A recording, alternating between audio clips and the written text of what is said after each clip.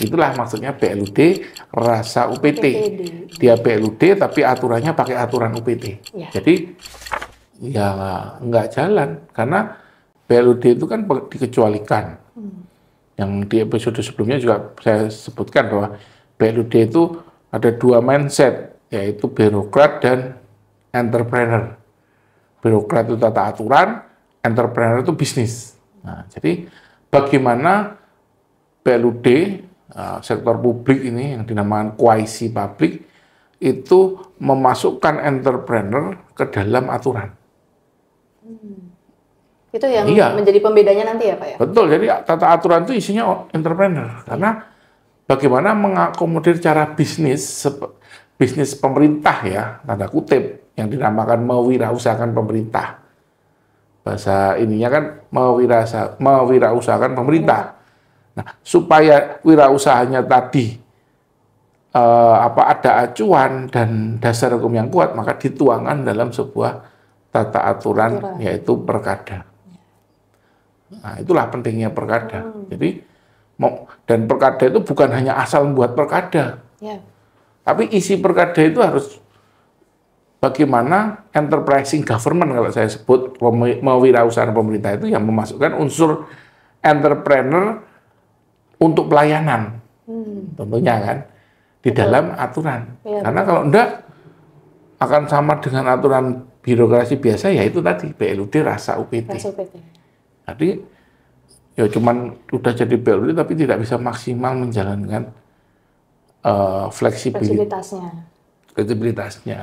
Nah, jadi itu maksudnya BLUD rasa UPTD. Jadi harus ada aturan yang lex spesialis, tapi tata aturannya itulah yang berisi bagaimana mewirausahakan pemerintah terus dituangkan dalam aturan. Nah, ini juga nih Pak, ada yang berpikir kalau kita membuat aturan, itu kan biasanya ada acuan di atasnya yang menjadi acuan.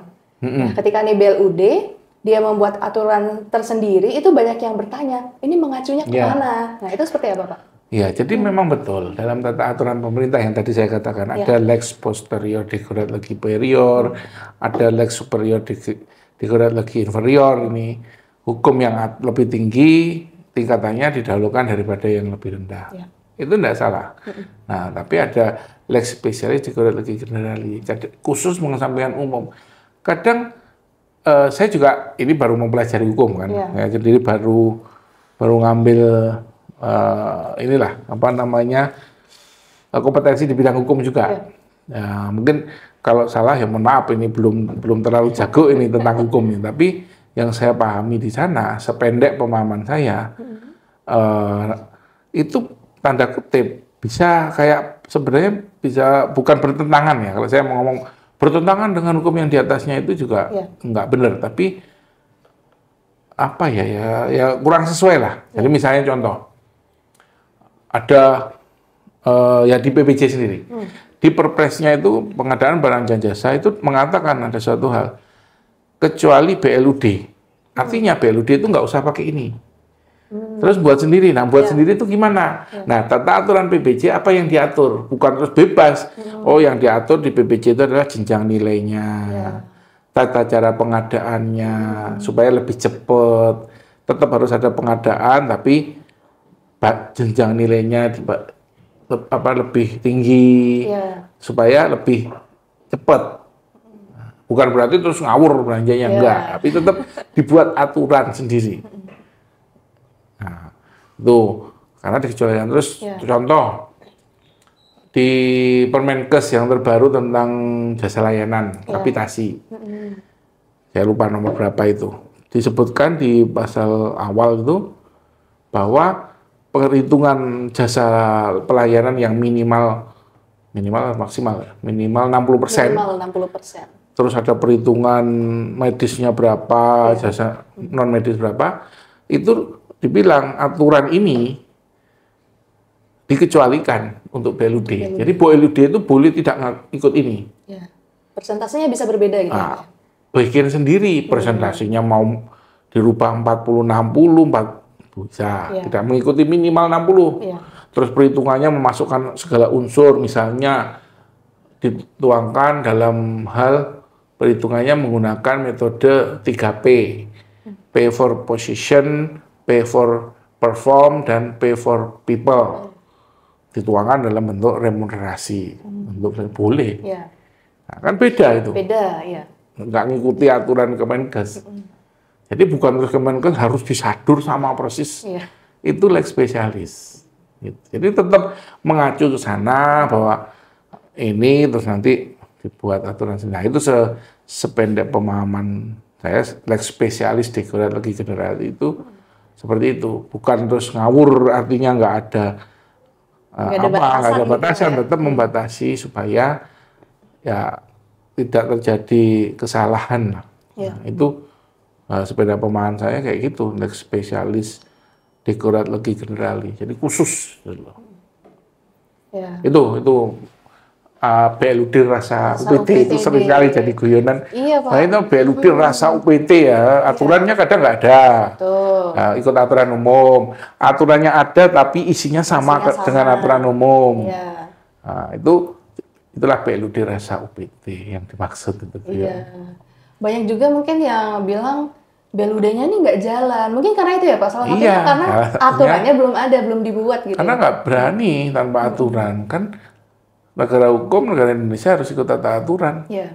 Jadi semua harus ada aturan. Nah, buat sendiri, namanya juga dibuat sendiri. Nah, buat sendiri lah. Yang butuh ya, siapa yang buat ya BLUD-nya itu bersama regulatornya, ya, dinasnya, nanti diajukan ke Pemda untuk dipayungi supaya operator kan BLUD itu UPT itu kan cuma operator. Iya, betul. Dia aman gitu.